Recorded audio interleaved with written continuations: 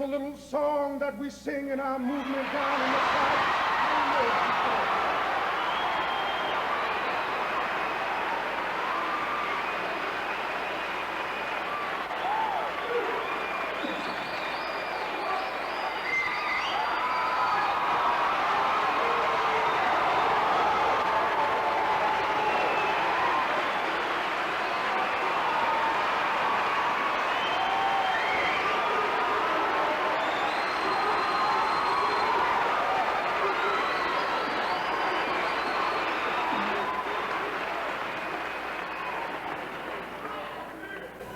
But it has become the theme song.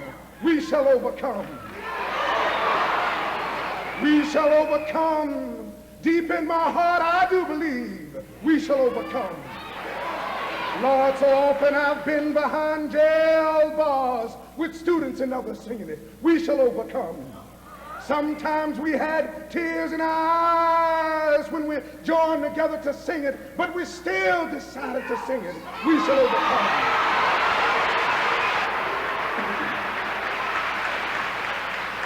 Lord, before this victory is won, some will have to get thrown in jail some more, but we shall overcome. Don't worry about us. Before the victory is won, some of us will lose jobs, but we shall overcome. And before the victory is won, some will even have to face physical death. But if physical death is the price that some must pay to free their children from a permanent psychological death, then nothing shall be more definitive. We shall overcome.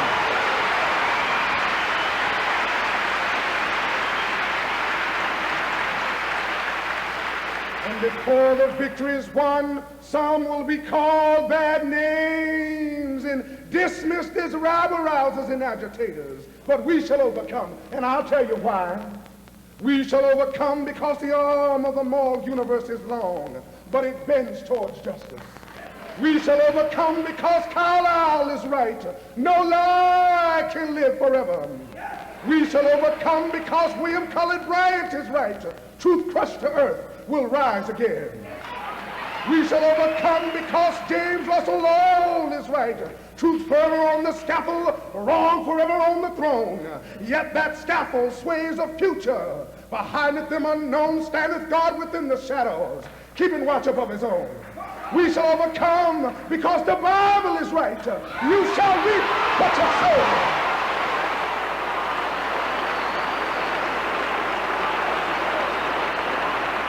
You shall reap what you sow. We shall overcome. Deep in my heart, I do believe we shall overcome. And with this faith, we will be able to go out and adjourn the councils of despair and bring new light into the dark chambers of pessimism. And we will be able to rise from the fatigue of despair to the buoyancy of hope. And this will be a great America. We will be the participants in making it so. And so as I leave you this evening, I'll say, walk together, children. Don't you get weary. There's a great time.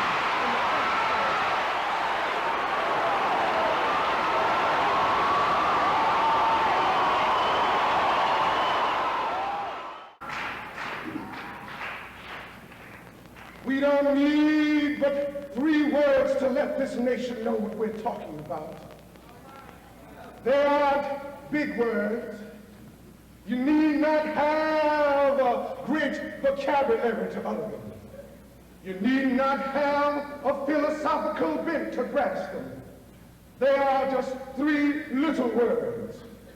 But we want the world to know that these words describe what we mean, what we're determined to do about racial injustice. One is the word all. We don't want just some of our rights. We don't want a few token handouts here and there. We want all of our rights.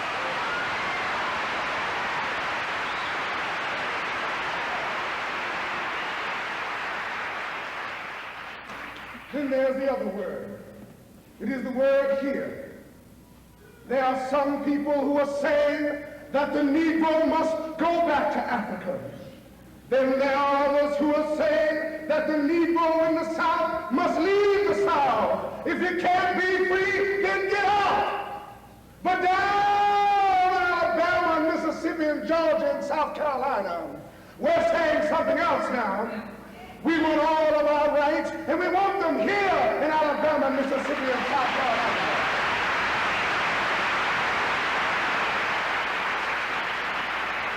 Then there's the third word. It is the word now. We're not willing to wait 100 years for our rights. We're not willing to wait 50 years for what is ours. We're not willing to wait 25 years for our rights. No, what we're saying to this nation this evening is that we want all of our rights, and we want them here, and we want them not next week, not next year, but we want them now at this hour. This is what we're trying to say.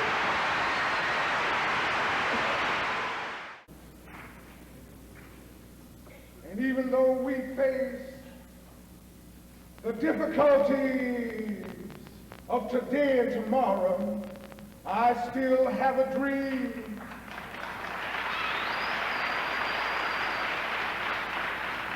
It is a dream deeply rooted in the American dream.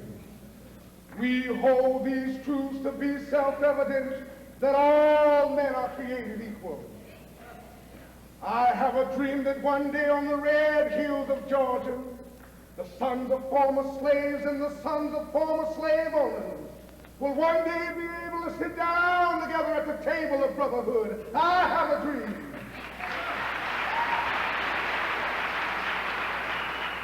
That even in the state of Mississippi, a state sweltering with the heat of injustice, sweltering with the heat of oppression, will one day be transformed into an oasis of freedom and justice. I have a dream that my 4 little children will one day live in a nation where they will not be judged by the color of their skin, but by the content of their character. I have a dream today.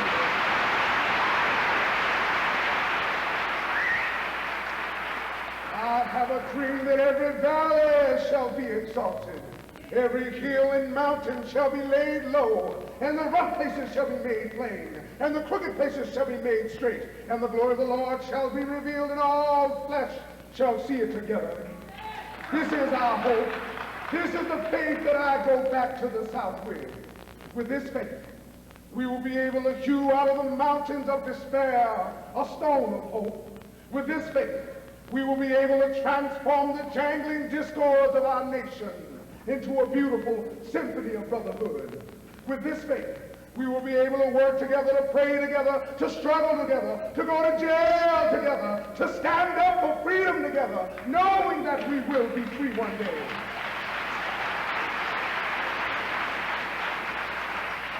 This will be the day when all of God's children will be able to sing with new meaning.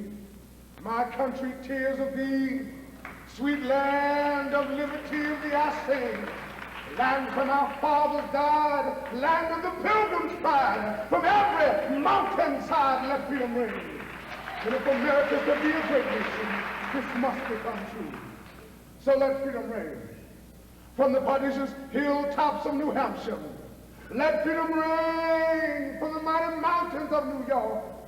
Let freedom ring from the Highland Alleghenies of Pennsylvania. Let freedom ring from the snow-capped Rockies of Colorado. Let freedom ring from the curvaceous slopes of California, but not only that. Let freedom ring from Stone Mountain in Georgia. Let freedom ring from Lookout Mountain in Tennessee. Let freedom ring from every hill and every molehill in Mississippi, from every mountainside.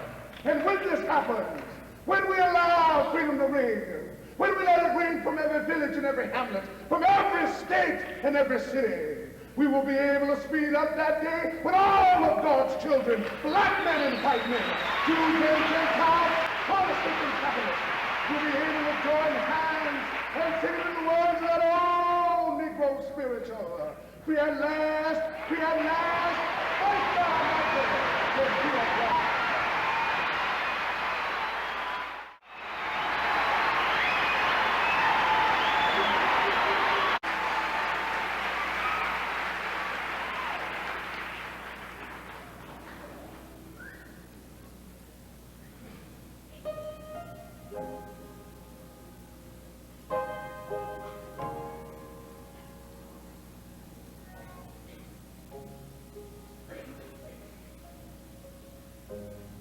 You know, every now and then, I guess we all think realistically about that day when we will be victimized with what is life's final common denominator.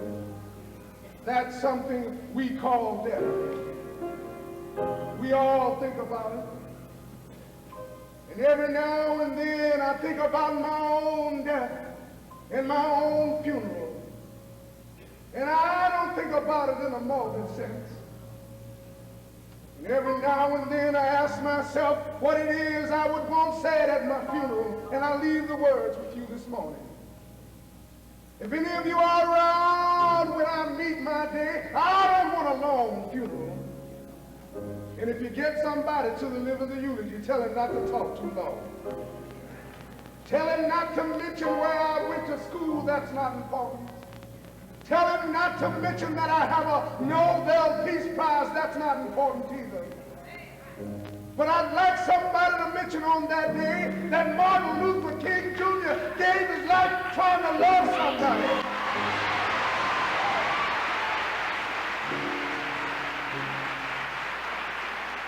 I'd like somebody to mention on that day that I did try to feed those who were hungry, that I did try to clothe those who were naked. Yes, if you want to say that I was a drum major, say that I was a drum major for peace, say that I was a drum major for righteousness, say that I was a drum major for justice, and all the other shallow things will not matter. I won't have any money to leave behind. I won't have the fine and luxurious things of life to leave behind, but I just want to leave a committed life behind, and that's all I want to say.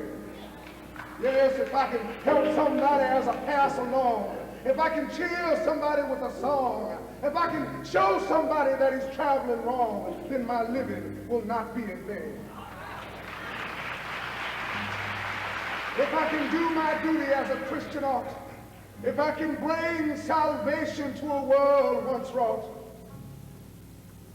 if I can teach the messages as the masters taught, then my living will not be in vain.